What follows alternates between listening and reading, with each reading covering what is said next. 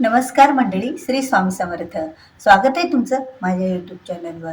तर स्वामी भक्तांनो, आता सध्या चैत्र नवरात्रीला सुरू आहे. चैत्र नवरात्र ही गुढीपाडव्याच्या दिवशीपासून म्हणजे चैत्र महिन्यातल्या प्रतिपदेपासून सुरू झालेली आहे. तर ही नवरात्र पौर्णिमेपर्यंत सुद्धा तिची उपासना केली जाते देवीची. तर आपली जी कुलदेवी आहे ना, तर त्या कुलदेवीची उपासना, पूजा, सेवा करण्यासाठी विशेष असे नवरात्रीचे दिवस मानले जातात. आता तशा वर्षातल्या 4 नवरात्री येतात. आता पहिलीच नवरात्र ही चैत्र महिन्यातली येते, ती म्हणजे चैत्री नवरात्री. त्यानंतर नवरात्र येते, ती म्हणजे आपली आषाढ नवरात्र, ती गुप्त नवरात्र असते. त्यानंतर येते ती म्हणजे आपली शारदीय नवरात्र, अश्विनी शुद्ध पक्षामधली. तर त्यावेळेला आपल्या सर्वांच्याच घरामध्ये घटस्थापना केली जाते. आणि त्यानंतर चौथी नवरात्र येत असते वर्षातल्या शेवटची, ती म्हणजे शाकंभरी नवरात्र, ती पौष महिन्यात येत असते. अशा प्रकारे एकूण 4 नवरात्री ह्या वर्षभरात आहेत. पण आता ही जी चैत्र नवरात्री आहे ना, तिला सुद्धा एक विशेष असं महत्त्व आहे. या चैत्र नवरात्रीमध्ये आपल्या कुलदेवीची सेवा, पूजा, आराधना करण्यासाठी विशेष मानलं जातं. कारण बघा, आपल्या सर्व देवांचा आशीर्वाद आपल्याला मिळालेला असेल, पण आपल्या कुलदेवीची पूजा, सेवा आपल्याकडून होत नसेल, त्यांचा आशीर्वाद आपल्याला मिळत नसेल, तर आपल्या प्रत्येक कामामध्ये ह्या बाधा निर्माण होत असतात. प्रत्येक कामामध्ये आपल्याला अडचणी निर्माण होत असतात. जसं की आपली गुरुवर श्रद्धा, जसं आपले पितृदेव, जसं पितरांना सुद्धा महत्त्व आहे, तसंच आपल्या कुलदेवीला, कुलदेवताला महत्त्व आहे. आता प्रत्येकाची कुलदेवी ही वेगळी असते. प्रत्येकाच्या या 4 देवीपैकी एक कुलदेवी आहे. जसे की माहूरची रेणुका माता, कोल्हापूरची महालक्ष्मी, त्याचबरोबर चांदगडची आई आणि त्याचबरोबर आपली तुळजाभवानी माता ही तुळजापूरची अंबिका माता. आता या 4 पैकी आपल्या एक कोणतीही कुलदेवी असली तरी काही हरकत नाही. तरीही या नवरात्रीमध्ये आपण जर दररोज आपल्या घरामध्ये जर आपल्याकडून चैत्र नवरात्रीमध्ये देवीचा पाठ करणं होत नाही. आता बऱ्याच जणाला बरीच कारणे असतात. तर बऱ्याच जणाला वेळेअभावी देवीची जी उपासना आहे ती सर्वश्रेष्ठ उपासना मानली जाते. ती म्हणजे देवीने जे युद्ध केलेलं होतं, देवीचे जे अवतार झाले होते, त्या अवताराचं वर्णन, त्या युद्धाचं वर्णन ह्या दुर्गा सप्तशती या ग्रंथामध्ये आहे. आणि प्रत्येकालाच हा दुर्गा सप्तशतीसारखा ग्रंथ वाचणे शक्य होत नाही, एवढा वेळ आपल्याला मिळत नाही.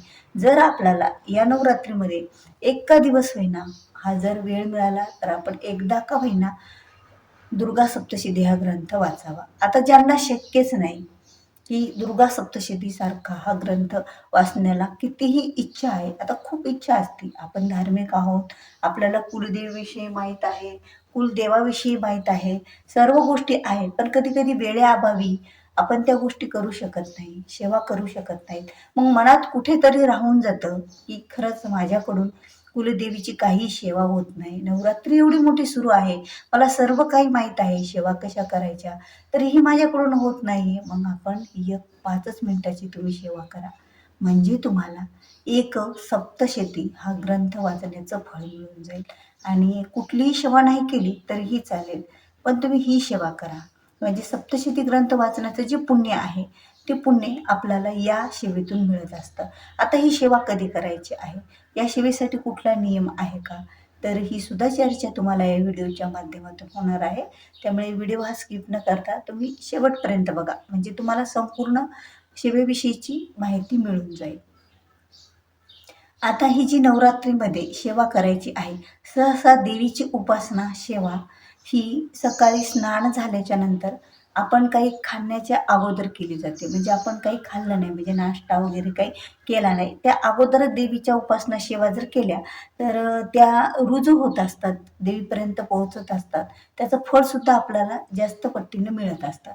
पण आता बघा, आपल्याला जर शक्य असेल तर तुम्ही, शक्य असेल तर, आणि शक्य कसं बघा, आपण जर ठरवलं तर सगळ्याच गोष्टी होतही असतात. ठरवलं नाही मला आता ही सेवा करायचीच आहे जेवणाच्या अगोदर, आणि अगदी ती 5 मिनिटाची सेवा, तुम्ही अंघोळ झाल्याबरोबर त्या सेवा कधीही करू शकता, अगदी 5 मिनिटाची सेवा. पण या 5 मिनिटाचं फळ आपल्याला एवढं मिळून जाईल की आपली कुलदेवी आपल्याला प्रसन्न राहील. आणि जी नवरात्रीमध्ये सेवा केली जाते ना, तिची एक ऊर्जा आपल्यासोबत वर्षभर राहत असते. कारण जी नवरात्रे असतात त्या नवरात्रीमध्ये देवी, आता देवीचं अस्तित्व या पृथ्वी तलावर जास्त प्रमाणात जागृत असतं. म्हणून तर सेवा आणि उपासना, पूजा करण्याला विशेष असं महत्त्वसुद्धा या नवरात्रीमध्येच मानलं जातं. मग काय करायचं आहे तुम्हाला? ही एक सेवा करायची आहे, ती म्हणजे 5 मिनिटाची.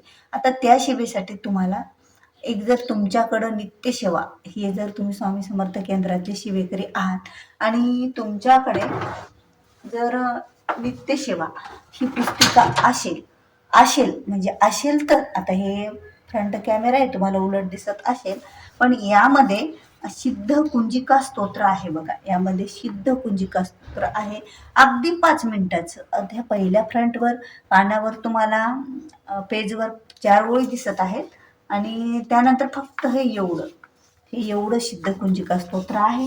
आणि त्यानंतर ह्या 4 ओळी म्हणजे 1.5 पानाचं, फक्त हे एक पूर्ण पान आणि हे अर्ध पान, असं एवढं सिद्ध कुंजिका स्तोत्र. अगदी सोपं आहे आणि सहज कुणीही वाचू शकेल असं आहे.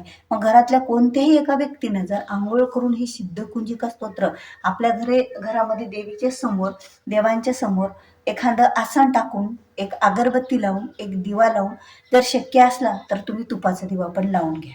तुपाचा दिवा लावून जर वाचन केलं तर तुपाच्या दिव्यामध्ये एक चांगली शक्ती असते बघा, एक ऊर्जा असते. म्हणून तुम्ही तेलाचं जर दिवसभर चालू ठेवत असला तर काय हरकत नाही. थोड्या वेळापुरता आपण एखादी फुलवात तुपाची लावूही शकतो, असं काही नाही. तुमच्या मनावर जसं तुम्हाला वाटेल ना त्या पद्धतीत करा. पण दोन्ही दिवे लावले तर आणखी चांगलं राहील. धूप अगरबत्ती लावली तरीही चांगलं. कारण धूप अगरबत्तीद्वारे आपलं पूर्ण प्रसन्न वातावरण होत असतं आणि आपलं मन सुद्धा शांत व्हायला लागतं. दिवा अगरबत्ती हे काय काम करतात? आपलं मन शांत करण्याचे काम करतात. त्यातून एक ऊर्जा मिळत असते, धार्मिक ऊर्जा, आणि ते आपल्याला देवापर्यंत नामस्मरण करत पोहोचवत असते. तर बघा, हे कुंजिका स्तोत्र वाचायचं असलं तर तुम्हाला काहीच म्हणजे असं कुठला संकल्प काही करण्याची गरज नाही. तुम्ही हे वाचन करत असताना कोणाच्या घरचं अन्न खाल्लं तरीही काही गरज नाही. अगदी 5 मिनिटाची सेवा आहे. सिद्ध कुंजिका स्तोत्र ही अर्पण होते, ती म्हणजे आपल्या कुलदेवीला. मग तुमची कोणतीही देवी असो, कुलदेवी, त्यांना ही सेवा अर्पण होत असते. म्हणून तर तुम्हाला हे सिद्ध कुंजिका स्तोत्र 1 वेळा दिवसातून वाचन करायचं आहे, तेही सकाळी काही खाण्याच्या अगोदर. म्हणजे चहा वगैरे तुम्ही घेतला तर चालतो, असं काही नाही. पण आंघोळ झाल्याबरोबर वाचन केलं तर याला एका दुर्गा सप्तशती या ग्रंथाचं पाठ करण्याचं फळ पूर्ण मिळत असतं. ज्यांना शक्यच नाही की दुर्गा सप्तशती सारखा ग्रंथ वाचणे, आणि जे वाचत जरी असेल तरी तुम्ही दुर्गा सप्तशती ग्रंथ पूर्ण वाचन झाल्याच्या नंतर ज्यावेळेला शेमा स्तोत्र वाचताना त्यावेळेला शेमा स्तोत्र वाचण्याच्या अगोदर हे सिद्ध कुंजिका स्तोत्र वाचत जा आणि त्यानंतर शेमा पण स्तोत्र वाचत जा. म्हणजे तुम्हाला पूर्ण त्या दुर्गा सप्तशती ग्रंथ वाचण्याचं सुद्धा फळ मिळते. आणि तुम्ही एकटं जरी सिद्ध कुंजिका स्तोत्र वाचलं तरीही तुम्हाला दुर्गा सप्तशती हा ग्रंथ वाचण्याचं फळ मिळत असतं. आता दररोज सुद्धा ही आपण सेवा करू शकतो बरं का, 5 मिनिटाची.